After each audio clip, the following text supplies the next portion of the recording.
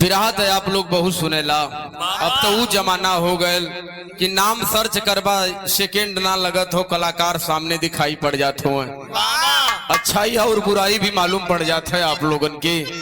लेकिन कवि जी 4 लाइन भूमिका में भाव लिखने वाले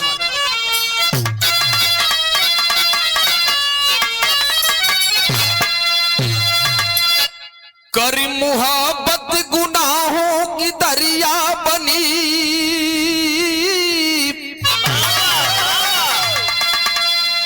लाख कोई सुखाए सुखाती नहीं,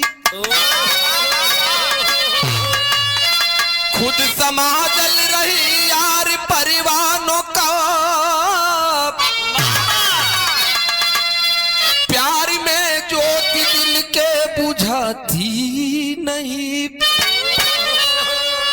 अरे गागर में सागर समाएगा यारो, अरे यह बात मुझको भी भाती नहीं, खाना प्यार यवनी का अंबर निभाता, वहाँ ऊंच नीचे की जाती नहीं।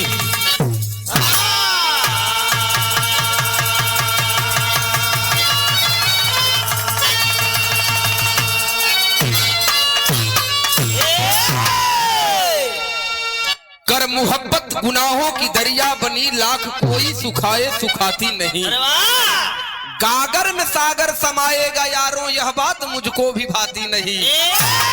लेकिन प्यार करने वालों ने गागर में ही सागर को समाहित कर दिया। प्यार करने वालों के सामने सागर की भी क्षमता फीकी पड़ गई। कहानी बिरहा का मेन चीज कहानी होखे बाबू, कहानी वो होकर के चाहिए कि जैसे शीशा में चेहरा झलकेला वैसे बिरहा के गवैयन का कहानी झलके, तब तो वो गवैया हो। एक ठे कव्वाली का गीत लगल बाबू,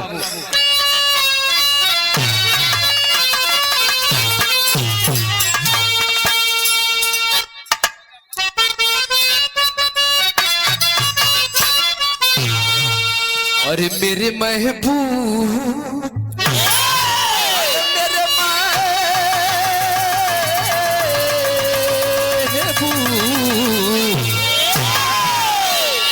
तुम मेरे महबूब मेरे साथ बड़ा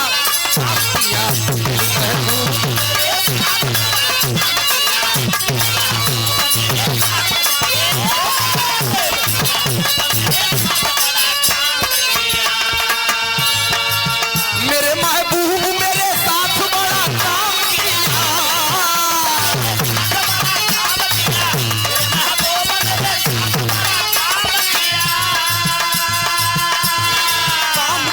काम किया प्यार मांगा था हमने, धन नहीं मांगा था, दौलत नहीं मांगी थी, क्या मांगा था? प्यार मांगा था झोली में तुमको डाल दिया, प्यार मांगा था झोली में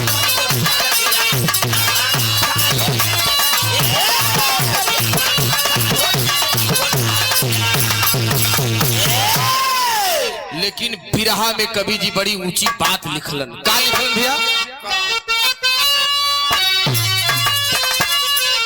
अरे धोखा खाया, अरे धोखा खाया वही जो यहाँ है प्यार किया, धोखा खाया वही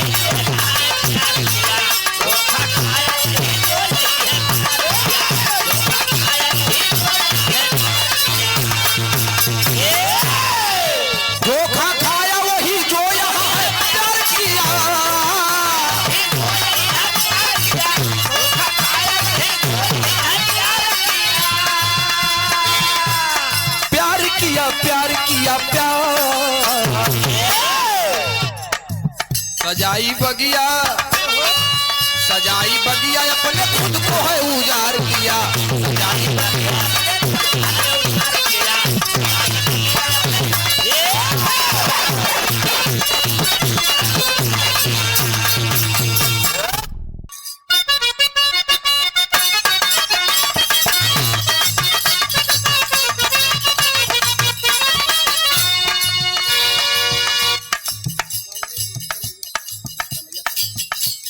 कन्हैया सरोज जी, आप धन्नीपुर की ऐतिहासिक सरजमी से 101 रुपए का आशीर्वाद प्रदान हुआ। बहुत बहुत प्रणाम आपको।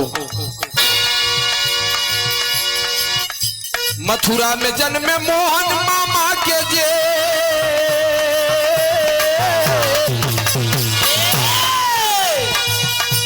मथुरा में जन्मे मोहन मामा के जेल में, गोकुल में असुर तारे हैं खेल खेल में।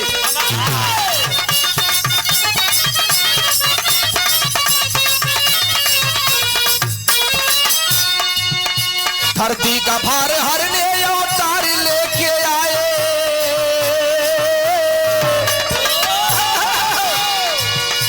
धरती का भार हरने अवतार लेके आए, अधर्म को मिटा के गोपिन के संग।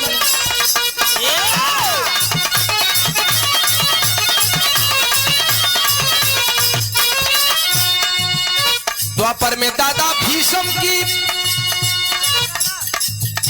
द्वापर में दादा भीष्म की है बात निराली, द्वापर में दादा भीष्म की है प्यार निराली, अनंग देशवासी है तब बात निराली।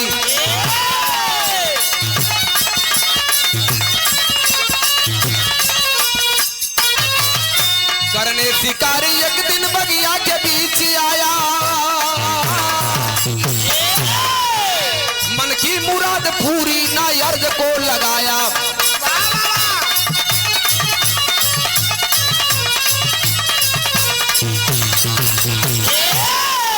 एक बार भगवान श्री कृष्ण एक छोटी सी बस्ती का उत्पत्ति किया उन्होंने, जौने बस्ती का नाम रखल गल अनंग देशवासी। वो बस्ती का राजा एक 16 साल के नौजवान के भगवान श्री कृष्ण बना दहलन, जौने का नाम पैरवा रखल गल। पैरवा वो राज्य का राजा रहल बाबू। डेली बाई डेली जाकर के जंगल में शिकार खेला करता था पैरवा, और उसी जंगल में एक प्रेमा नाम की लड़की डेली बाई डेली उसी जंगल में मां गिरजा की पूजा करने जाया करती थी। एक दिन अचानक शिकार नहीं मिला, शिकारी बाण फेल हो गया और पैरवा मूर्छित होकर के उसी जंगल में गिर पड़ा। पूजा करके वापस लौट रही थी वह प्रेमा नाम की लड़की, पास में गई तो देखल कि अरे ये तो हमारे देश का हमारे राज्य का राजा पैरवा हुआ, ये तो मूर्छित हो गए हैं। वो जो जल उसके हाथ में लोटा था, गई जंगल में से पानी खोज करके लाई, राजा साहब के चेहरा पे छिड़काव मरले। राजा पैरवा होश में अलन, कलन की तू प्रेमा? कल हाँ राजा साहब मैं। दिखाई है राजा का। राजा के जब होश आ गई तो राजा का मन डोले लगा। कल की राजा प्रेमा मैं तुमसे बहुत प्यार करता हूँ। अरे कल राजा साहेब आप ही का कहत होगा, हम आपके राज्य के प्रजा हैं और प्लस एक गरीब परिवार से बिलोंग करीला।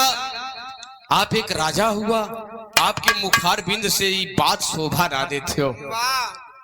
लेकिन बाबू ये ऐसा उम्र होला, ऐसा समय होला, कभू ऊंच नीच जात पात कभू ही ना देखेला।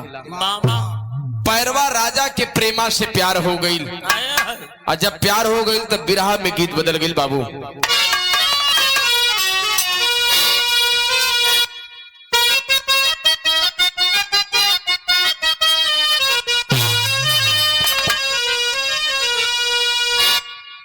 ये आंगनबाड़ी वाली गीत बड़ी चर्चा मचौल है मामा। आड़ी बाड़ी जौन घर से सुल्ला है, वो बतावत रहला ना ढोलक वाला भैया कि हम आड़ी बाड़ी में पढ़ ले मामा। तो ज्योति कहलिन कि आड़ी बाड़ी छोड़ के आवा हमारे पाड़ा पाड़ी में। अब बिना पैसा का हमार बजैबा तो हम तोके बिना पैसा का कोचिंग कराई मामा। बचल रहा नहीं तो जौन तनी मनी सांस आवत है ना, वो चल जाई, खेचकुर फेंक देबा कोचिंग करे में। हाँ स्कूल खराब है, वो स्कूले में जेकर दाखिला हो गया ओकर अब वो मनकनिके पे ओकर जाए के जो ना अथुआ रिजल्ट निकराला। आवा भैया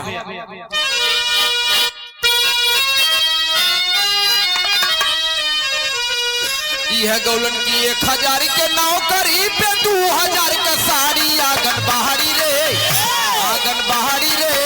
तिहली सघार वही बिगाड़ी।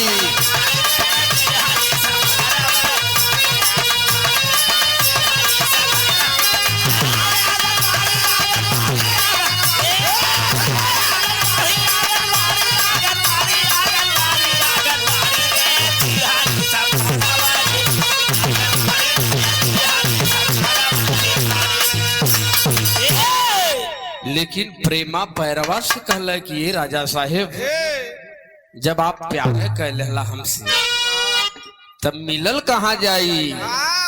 राजा कहना कि यही जुकन तब बतावे लगलू प्रेमा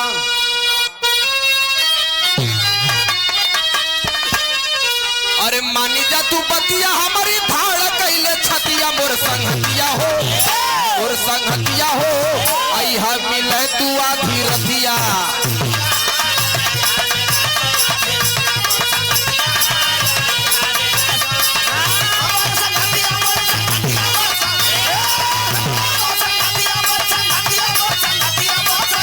मोर संगतिया हो आई हा मिले तू आधी रतिया।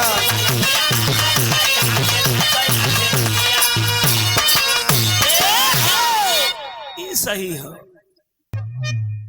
प्रेमा कहला कि राजा साहब यही जंगल में अब हमान आज के बाद रोज आधी रात में मिलल जाई। राजा कहला तब तक धैले लेना हो क्यों जनबो ना करी और हमान का काम भी हो जाई। प्रेम बढ़ गल का बढ़ा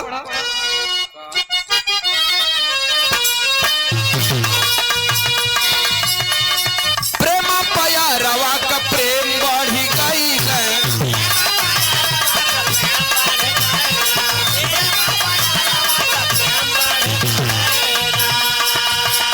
रोज रोज मिले वही बगिया में आई है।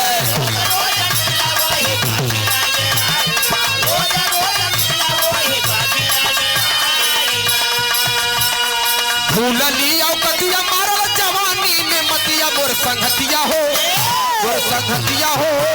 यहाँ मिले तू आधी रतिया।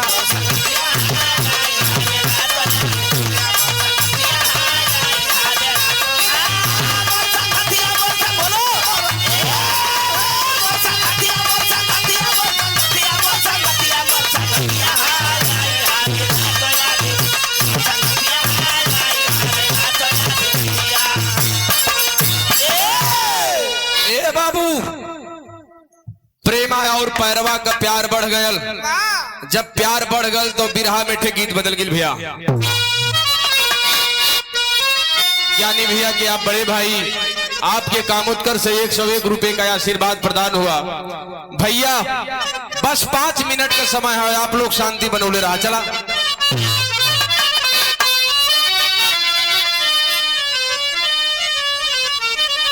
अरे जैसन सोचले रहली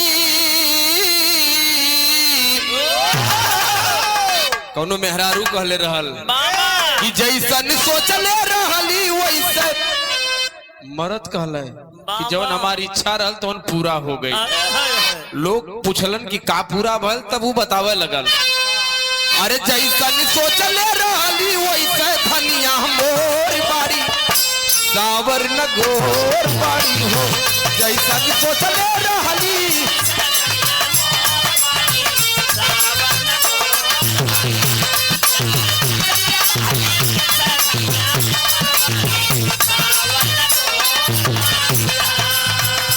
चर्चा प्यारी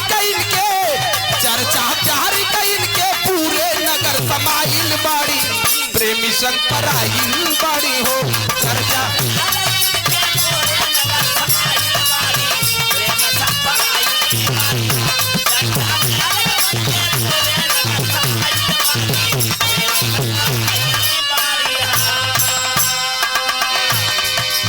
प्रेमा और पैरवा प्यार में पागल हो के वो राज्य के छोड़ के दोनों भाग गईलन। जब भाग गईलन बाबू तो क्षेत्र में चर्चा हो गई कि साला ये राज्य का राजा ही ये राज्य के लड़किन के लेके भाग गयल। और जब ये सब भाग गईलन तो इन्हन के कत्तो ठेकान ना मिलल, बिरहा में गीत बदल गई। यह गीत है का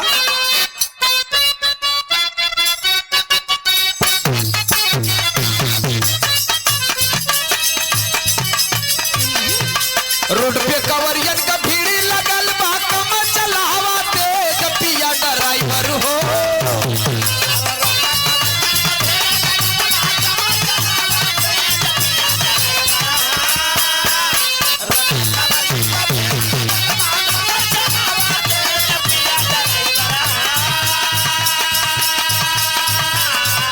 रोड पे कवरियन का भीड़ लगल बा, कम चलावा तेज पिया ड्राइवर हो। सैया ड्राइवर हो, धक धक करेला करे पिया ड्राइवर हो।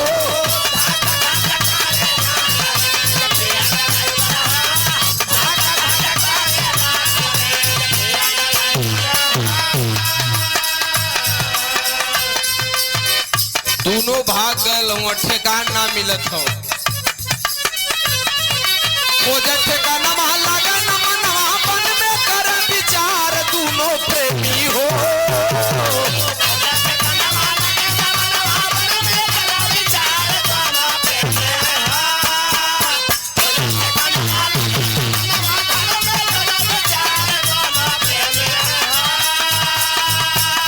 अरे खोजा ठेकाना महल लगा नवापन में कर विचार दोनों प्रेमी हो।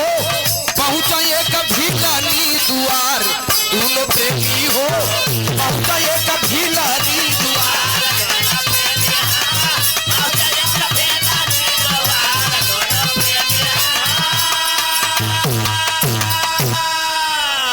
पैरवा और प्रेमा के जगह ना मिलल। रात में 12 बजे वही जंगल में एक ठे मड़ई दिखाई।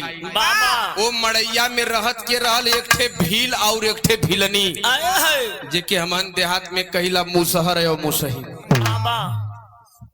ये सब 12 बजे रात में बाबू जब वो मड़ई के पास पहुंचलन, भिलवा भिलनिया सोचलन कि ई जंगल में भूत प्रेत का तैसन सिस्टम ना बा।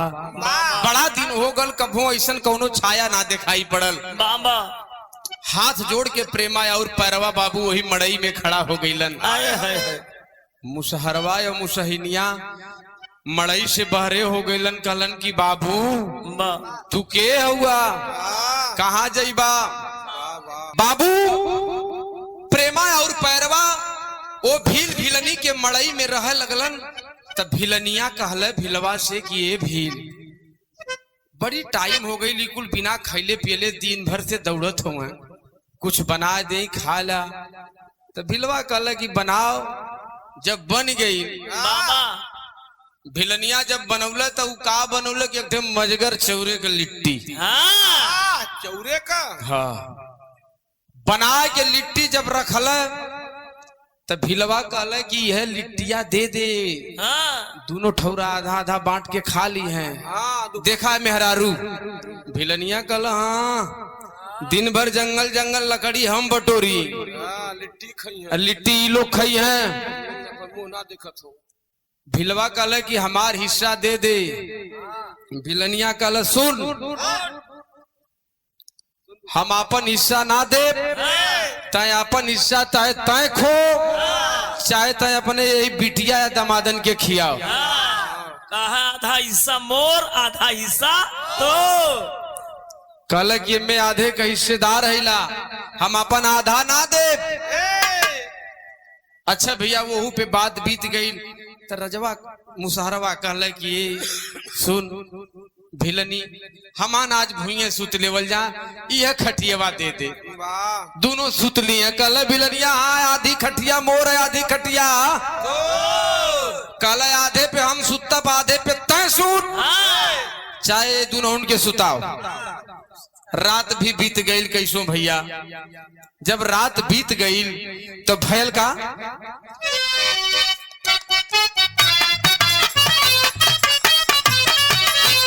भिलनी का धारा दोनों जाय के पायारिया।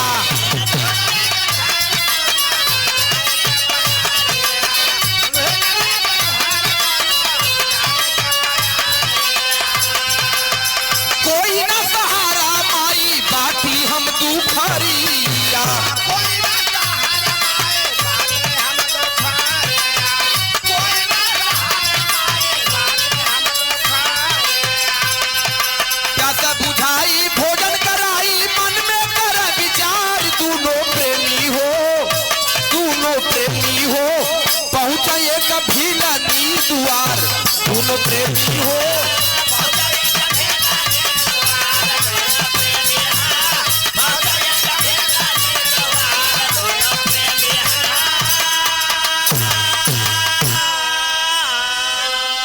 भैया हो, बाबू हो, चाचा हो, अब हमारे बिरहा पे आप लोग गौर करिहा। मूल चीज अभी है कहानी यहाँ से बा। समय बीता बाबा, और जब समय बीत गई तो भैल का विदेशिया में भाव हो बाबू।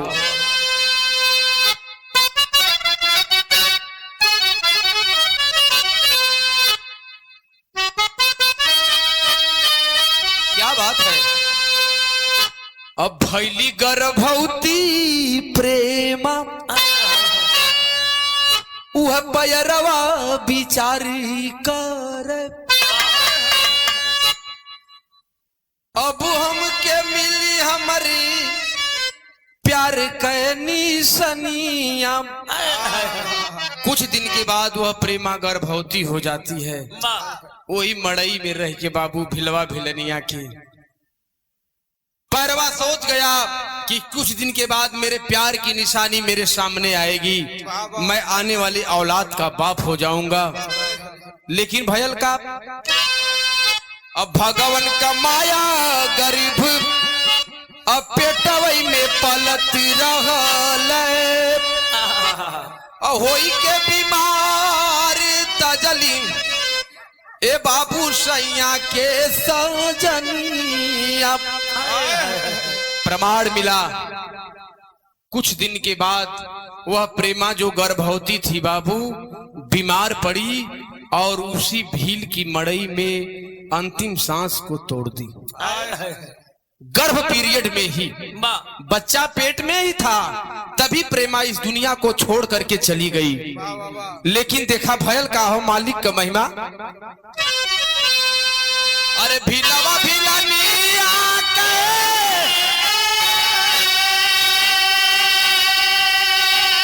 ए बाबू पर सही ना जारिया।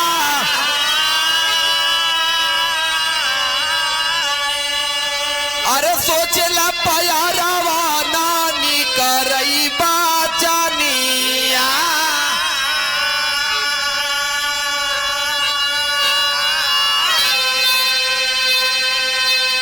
होई के लाचार गाड़ा दुल्हन कलसिया हो। ए बाबू भैली मोहसर नाही गजभर का फनिया।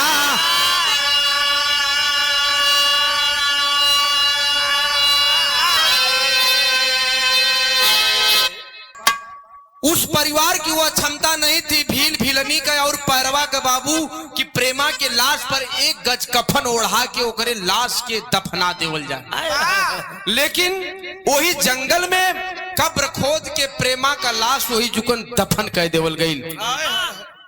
बिरहा का आखिरी निचोर हो, प्रमाण दे देव हम, कौनो काल्पनिक चीज ही ना हो, बनावटी व्यवस्था ना हो। लेकिन भयल का बिरहा शैली में भाव हो।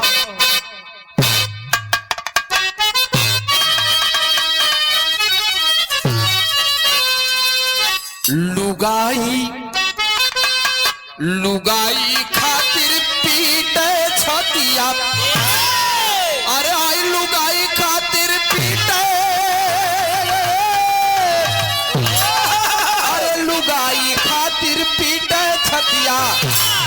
अंबर कफन दिया धरती की गोद समाई। अरे समाई, अरे समाई। अंबर कफन दिया धरती की गोद समाई। लुगाई खातिर पीटे छतिया।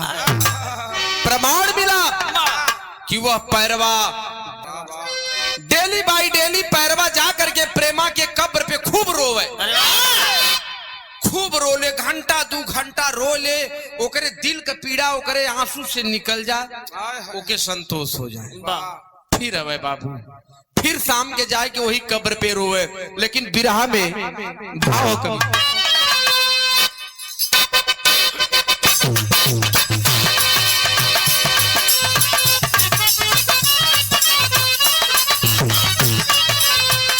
यह गीत हो बिरहा में ऐसन ऐसन गीत आ गई भैया कि न माई बहन बिटियन के साथे सुनल जा सकत हो न देखल जा सकत हो।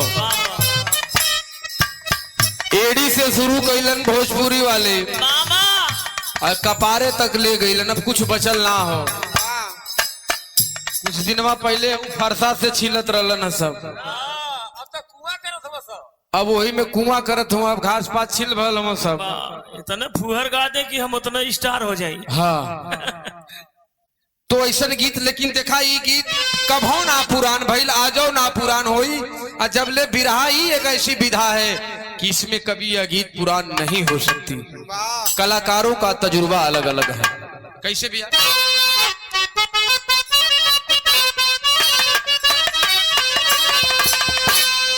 अरे पिया परदेश गइल तार लागई टोपिया में, पिया परदेश गइल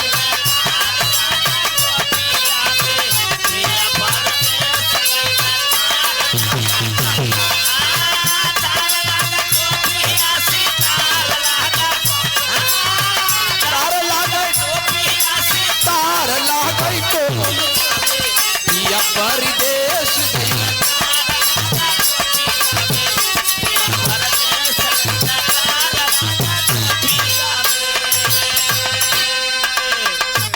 वही कब्र पे माई हो, बहनी हो, भैया हो, बाबू हो, वो पैरवा अपने प्रेमिका के कब्र पे जाए के खूब रोवत है, लोट के रोवत हो। यह कहले रोए पैरवा नहिया मोड़ गइलू चिरई हो, रोए पैरवा नहिया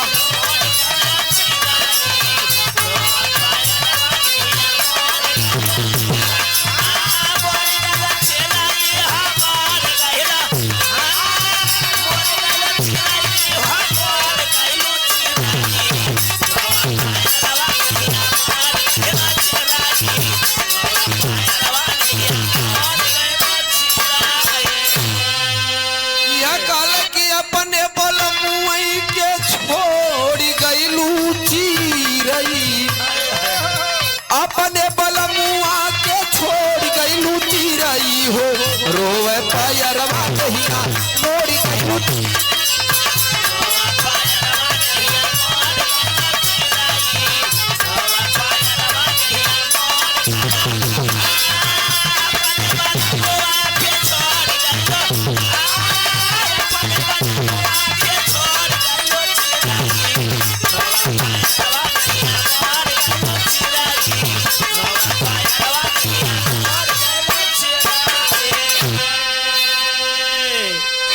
डेली बाई डेली कब्र पे रोवत रहल, लेकिन बतावल जाला न कि प्यार एक ऐसन चीज हो कि कभो कभो आदमी सदमा के भी बर्दाश्त ना कर पावाला। वही कब्र पे रोवत रोवत भयल का अचानक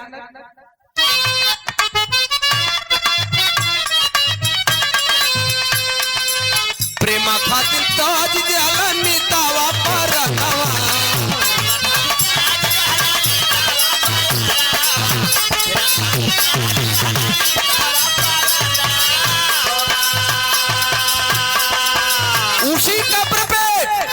उसी कब्र पे पैरवा रोते रोते अपने दम को तोड़ दिया। लेकिन बतौली है कि बिरहा में प्रमाण मिलत हो, प्रेमी खातिन तजिद हलन अमितावा परनवा, अन्नव माह बाद भैना कब्र में ललनवा।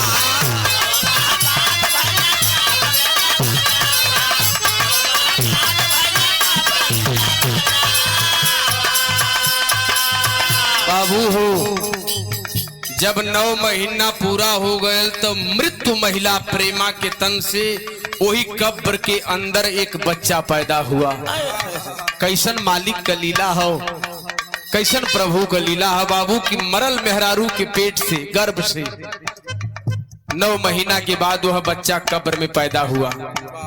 लेकिन ललकी चदरिया के ओढ़ गइलू चिरई हो, ललकी चदरिया के ओढ़ गइलू चिरई हो, अपने बाला मुआ के छोड़ गइलू।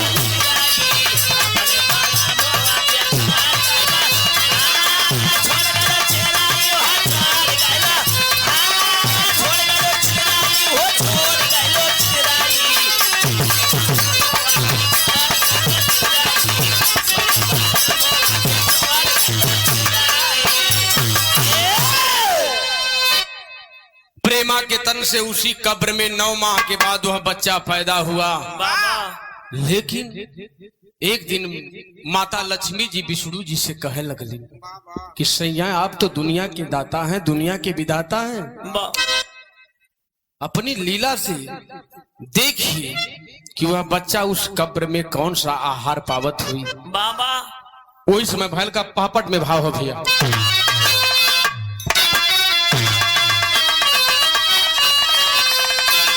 अरे खेल कब्र के भीतर में दुलारावा के सहारा बाबा। अरे खेल कब्र के भीतर में दुलारावा के सहारा बाबा। और लक्ष्मी माई टहलिया या हरवा के सहारा।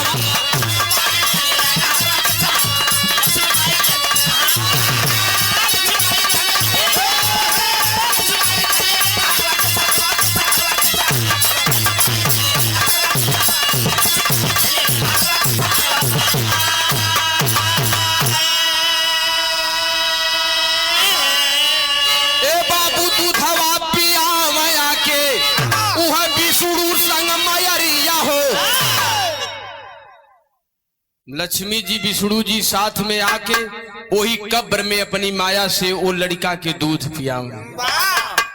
कैसन लीला हो प्रभु तुहार। लेकिन भयल का अरे हुआ लाल तो माह का एक दिन वह डमरू धरिया हो। लक्ष्मी और विष्णु तो दूध पिया के चल जाए। एक दिन वही रास्ते से वही कब्र से भगवान भोलेनाथ और माता पार्वती जी गुजरत रहलन। जब कब्र के पास पहुंचलन तो लड़का के रोवाई का आवाज आई। माता पार्वती जी में रुक गईलिन। भोलेनाथ से कहलिन कि सैया इस जंगल घनघोर में कोई बच्चा रो रहा है। भोलेनाथ कहलन कि तू मेहरारू का जात हो। अब यहाँ का सिस्टम तो के ना मालूम हुई। हमेशा टिप्पणी करलू, हमेशा हर जगह रोकलू, कौनो वेशभूषा बदल के दबेर दे कायदे से हमान का काम खत्म हो जाएगी। लेकिन माता पार्वती जी जिद ठान करके बैठ गई कि सैया आपके देखे के पड़ी कि आखिर में ये आवाज जमीन के अंदर से आवत कहां से हो। भैल का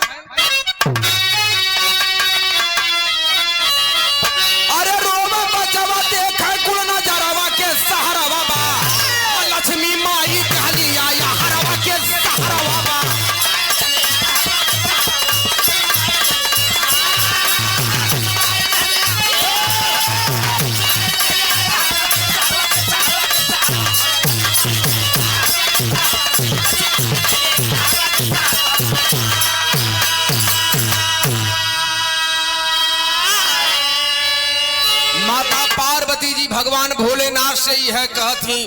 तबले बाबू फिर लड़कवा रो दे। अच्छा ज्ञानी भैया कि आप भाई हमारे छोटे भाई मान सिंह आपके कामोत्कर से आशीर्वाद स्वरूप बहुत रुपए का आशीर्वाद प्रदान हुआ। भैया लोगन के हमारे 100 बार पलगी हो और आम जनता की यथा उचित प्रणाम नमस्कार बा। जब रोवे लगल उ लड़का तब मतारी भोलेनाथ से एक बात कली ना आल्हा में भैया।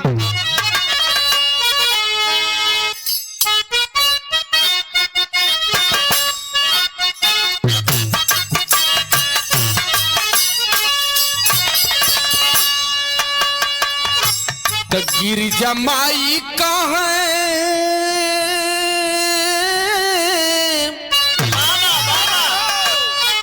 गिरजा माई कहाँ भोले बाबा से बचन नहीं स्वामी।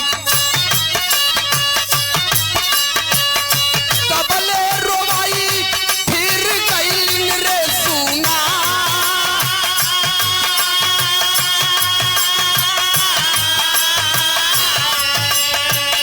गई छाई माई गई छाई माई भोले के समानवई बाबू। कवनो पपी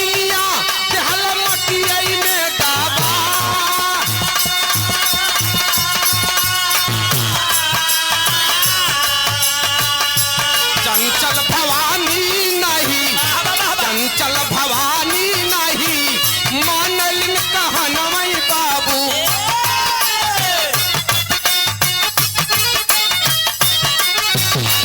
कब्र पास प्रभु देखा मटिया हो हटा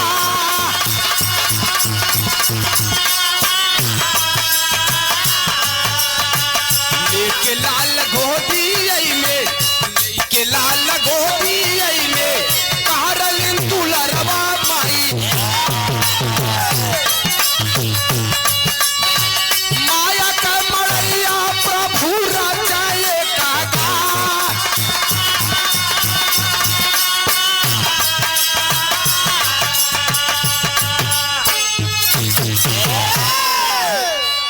माता पार्वती जी जिद कैलिन भगवान भोलेनाथ हो कब्र के खुदलन। जब खुदलन बाबू तो वो समय वो लड़का 2 महीना कर रहा वही कब्र से निकालल गयल। आज भी धरती पर धर्म हो वो तो हमारे देवी देवताओं का सब सिस्टम था। आप लोगों ने देखा होगा जो गुजरात का भूकंप था 6 महीना के बाद जब मलबे को हटा रहे थे शासन प्रशासन के लोग तो मरल मेहरारू के छाती के पकड़ के बाबू 6 महीना का लड़का वो स्तन के पियत रहल। वो भगवानों के कवन आहार देत रहल। सड़ चुकी थी माँ की लाश लेकिन वह बच्चा अपनी माँ के स्तन को नहीं छोड़ा था, जिंदा था। ये हिंदुस्तान और यही से कहा जाला India is the golden world. कुछ भी हो सकाला ये धरती पर। यह विश्व गुरु की उपाधि पाता है, देवी देवताओं की सरजमी है बाबू। जब माता पार्वती जी 2 महीना के लड़का के बाबू अचरा में देखौलिन हो खूब खिलावत थी। भगवान भोलेनाथ उसी जंगल में अपनी माया से एक मड़ई तैयार किए उसको रहने के लिए और एक गाय की भी उत्पत्ति किया भोलेनाथ ने कि गैया समय से लड़का के दूध पियाई और यही मड़ई में रही। अब फिर हम अपनी क्षेत्र छाया से सारा सिस्टम एकर देखल जाई। लेकिन वो रहल के भैया अंतिम लाइन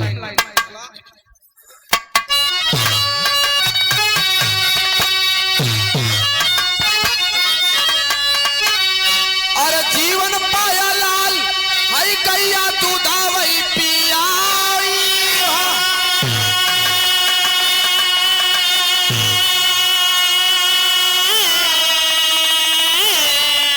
माया के मड़ई में दीनावा बीतावई हो माया के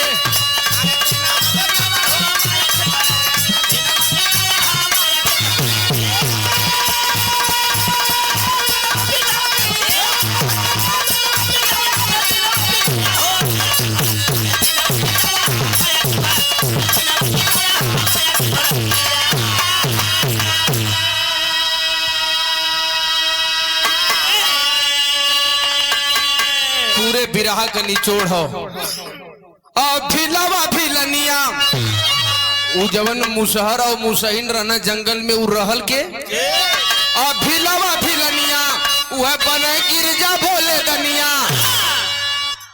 उस सामान्य कोनो मुसहर मुसहिन थोड़ी रहना, वो माता पार्वती जी और भगवान भोलेनाथ रहलन।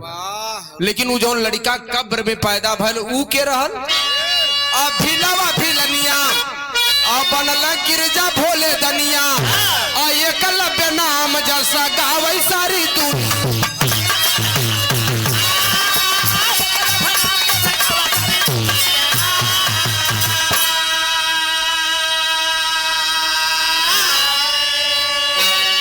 वही लड़का जो कब्र से पैदा हुआ उसी लड़के का नाम एकलव्य रखा गया।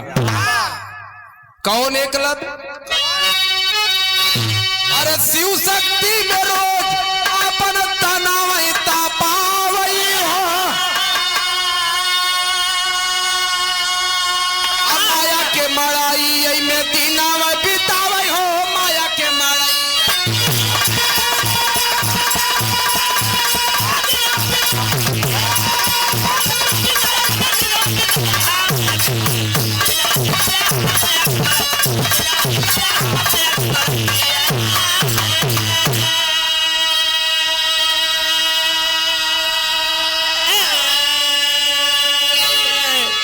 लड़का एकलव्य डेली अपनी भक्ति को भगवान की शरण में सुप्रभित करता था सुबह और शाम।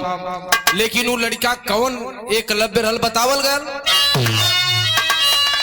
और सफल धुरंधर बन के नाम किया भारी। अब बना में बना गुरु प्रतिमा पुजारी। वही एकलव्य था जिसको गुरु द्रोणाचार्य ने शिक्षा देने से मना कर दिया। आज भी जो सिस्टम हिंदुस्तान की सरजमी पर आज है वह आज नहीं पहले भी था। जलन थी, ईर्ष्या थी लोगों के अंदर, जातिवाद की भावना तब भी थी। आज जाति जनगणना नहीं हो पा रही है। आरक्षण के लिए देखिए 1585 वाला सिस्टम सब खत्म है, कोई मतलब नहीं है। लेकिन जात का फर्क था। गुरु द्रोणाचार्य उसको शिक्षा दीक्षा देने से मना कर दिया, इनकार कर दिया और हटा दिया कि यह छोटी जात का है। लेकिन जो भाव था एकलव्य के अंदर, गुरु की प्रतिमा को बना करके बालू की रेत में इतना बड़ा सफल धुरंधरबाज हुआ कि उतना बड़ा सफल धुरंधरबाज कोई धरती पर नहीं हुआ। यही से कहा जाला का, अरे दक्षिणा में काट, अरे वह दक्षिणा में काट के अंगूठा वही थाम वही।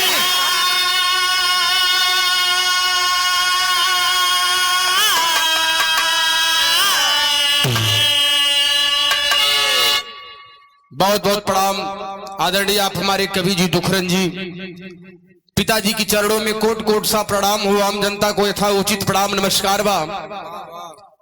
लेकिन देखिए उस एकलव्य का गुरु द्रोणाचार्य शिक्षा देने से मना कर दिए, लेकिन गुरु दक्षिणा देवे बादे बाबू फिर पहुंच गए।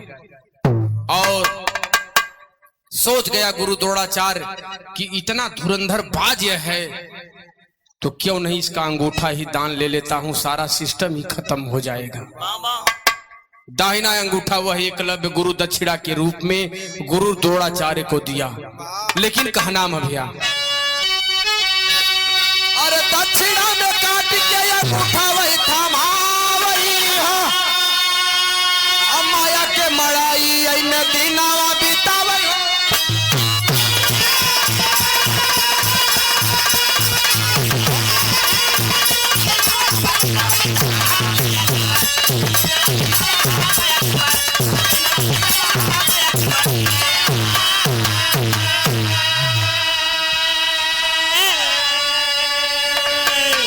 साधु सत्यराम गुरु नटखट बाबू नंदन की फुलवारी, माली दिनकर चले गए दया मन हुए दुखारी।